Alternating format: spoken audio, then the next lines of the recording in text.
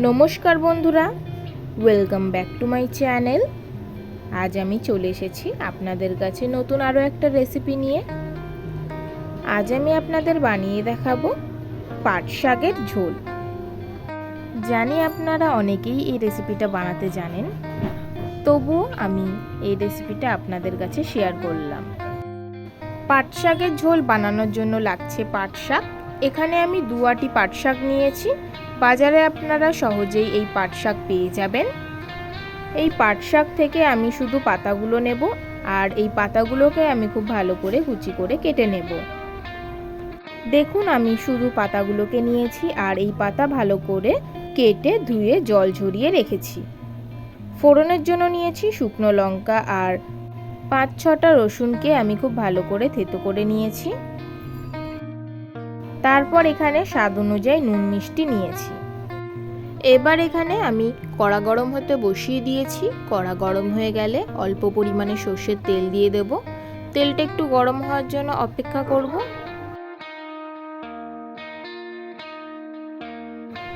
তেল গরম হয়ে গেলে শুকনো লঙ্কা ফোড়নের জন্য দিয়ে দিলাম। লঙ্কাটা একটু ভালো করে নাড়াচাড়া করে নেব। লঙ্কাটা নাড়াচাড়া করে নেওয়ার পর দিয়ে দিচ্ছি রসুন। রসুনটাকেও একটু ভালো করে নাড়াচাড়া করে নেব।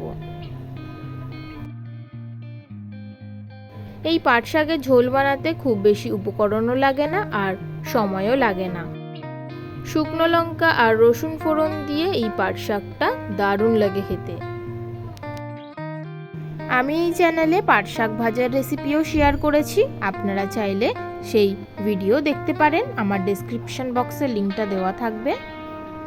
রসুন আর লঙ্কাটা হালকা ভাজা হয়ে এলে এর মধ্যে দিয়ে দেব আমি জল। জলটা একটু বেশি পরিমাণেই দিতে হবে, কারণ পাট শাক এই জলের মধ্যেই সিদ্ধ হবে।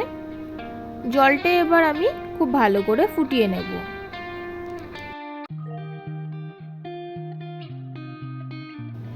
ঝোল ফুটে এলে এর মধ্যে আমি দিয়ে দিচ্ছি নুন মিষ্টি। এখানে আমি 1 টেবিল স্পুন পরিমাণে চিনি আর স্বাদ অনুযায়ী নুন ব্যবহার করেছি।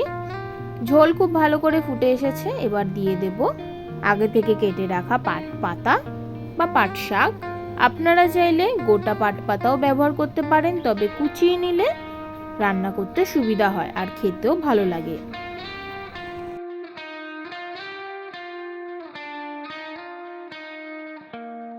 পাট পাতা দেওয়ার পর একটু ভালো করে নাড়াচাড়া করে নেব।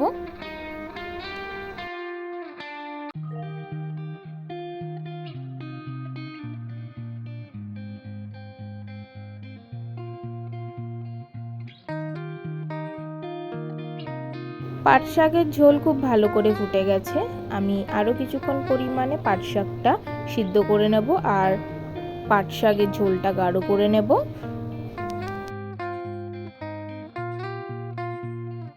মাঝে মাঝে একটু পাট শাকটা ভালো করে নাড়াচাড়া করে নেব, যাতে করে পাট শাক কড়ায় না লেগে যায়। পাট শাকের ঝোল আমাদের স্বাস্থ্যের পক্ষে খুবই উপকারী। এই পাট শাকের ঝোলে কোনো মশলার ব্যবহার হয় না। আপনারা চাইলে অল্প পরিমাণে হলুদ গুঁড়ো ব্যবহার করতে পারেন, তবে না দিলেও কোনো রকম অসুবিধা হয় না। দেখুন, পাট পাতার ঝোল বা পাট শাকের ঝোল কিন্তু পরিবেশনের জন্য তৈরি হয়ে গেছে। আমি এবার গ্যাসের ফ্লেমটা অফ করে পাট পাতার ঝোল পরিবেশনের জন্য নামিয়ে নিচ্ছি। তাহলে বাড়িতে অবশ্যই এই রেসিপিটা একবার ট্রাই করে দেখবেন। কেমন হলো আমাকে অবশ্যই কমেন্ট করে জানাবেন। আমার এই রেসিপিটা যদি আজ আপনাদের ভালো লাগে তাহলে অবশ্যই like, comment, share and subscribe করতে ভুলবেন না।